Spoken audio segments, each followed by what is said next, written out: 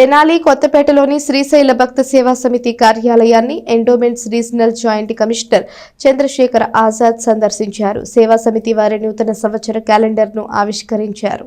స్థానిక కొత్తపేటలో గల శ్రీశైల భక్త సేవా సమితి కార్యాలయంలో శుక్రవారం సాయంత్రం జరిగిన కార్యక్రమంలో దేవాదాయ శాఖ regional joint commissioner Chandrasekhar Azad పాల్గొన్నారు. సేవా సమితి కార్యాలయానికి వచ్చిన ఆయనకు సమితి సభ్యులు ఘనంగా స్వాగతం పలికి తాము చేపడుతున్న కార్యక్రమాల వివరాలను తెలియజేశారు.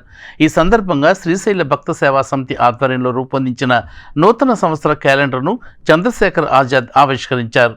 ఈ కార్యక్రమంలో సేవా సమితి సభ్యులు పాల్గొన్నారు.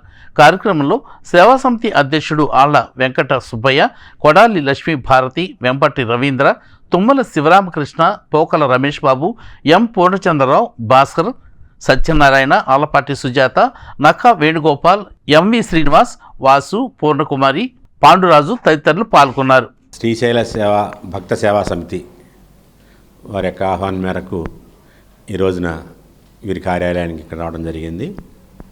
వీరు చేస్తున్న ఈ శ్రీశైల భక్త సేవా సమితి వాళ్ళు చేస్తున్న సుబ్బయ్య గారి ఆధ్వర్యంలోనూ, పెద్దవాళ్ళ ఆధ్వర్యంలోనూ, అందరూ భగవద్బంధువుల ఆధ్వర్యంలోనూ ఇన్ని సేవా కార్యక్రమాలు చేయడం అనేది కేవలం పూర్వజన్మ సుకృతం. ఇది ముఖ్యంగా శివరాత్రికి కానీ, ఉగాది సంబంధించి కానీ మరి విరివిగా శ్రీశైలంలో వచ్చే భక్తులకి, నడిచి వచ్చే భక్తులకి విరివిగా అన్నదానం చేయడం, అదే రకంగా స్వామివారికి నిత్యం కూడా అది అన్నదానానికి సంబంధించిన కూరగాయలు ఏవైతే ఉన్నాయో అవి పంపించడం, అదే రకంగా రేపు 5వ తారీఖున జరుగుతున్న ఈ హైందవ శంఖారావానికి సంబంధించి కూడా అల్పాహారాలు ఏర్పాటు చేయడం, అనేకమైన సేవా కార్యక్రమాలు చెప్పుకోదగ్గ రీతిలో చేస్తున్న వీళ్ళ జన్మలందరికీ కూడా ధన్యం.